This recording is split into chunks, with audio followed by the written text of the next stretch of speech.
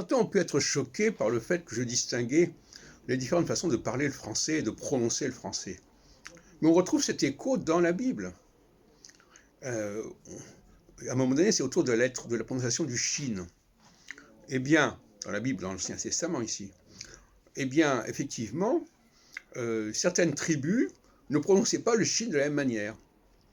Ils prononçaient sin ou shin, enfin bon, peu importe. Mais d'après la façon de prononcer les mots, on pouvait repérer de quelle partie était la personne. Parce qu'on ne peut pas changer sa façon de parler quelque part. Hein. C'est quelque chose qui est automatique. Voyez-vous, donc finalement, on peut parler la même langue, mais pas la parler forcément de la même manière. Et la façon dont on la parle peut être significative, peut vouloir dire quelque chose.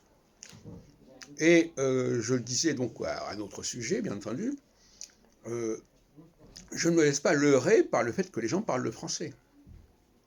Parce qu'il y a toutes sortes de façons de parler le français.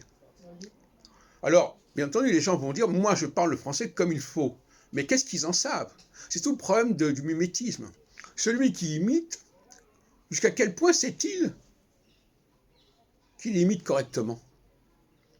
Il imite ce qu'il a repéré, mais peut-être qu'il y a des choses qu'il n'a pas repérées, qu'il n'est pas capable d'imiter. Donc cette façon subjective de dire « moi je suis comme tout le monde », moi je parle comme tout le monde, mais c'est subjectif, c'est une impression. Hein? L'imitateur, il imite ce qu'il est capable d'imiter, ce qu'il a perçu comme pouvant être imité. Alors que celui qui est véritablement imité, lui, il n'a pas ce problème, il est complètement dans l'intégrité du message, dans l'intégrité de la pratique, et il n'est pas en train de suivre un modèle ou d'imiter un modèle. Ce n'est pas du tout la même démarche.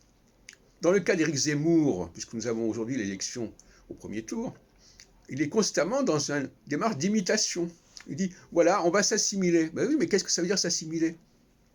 À quel moment les gens sont certains de s'être assimilés?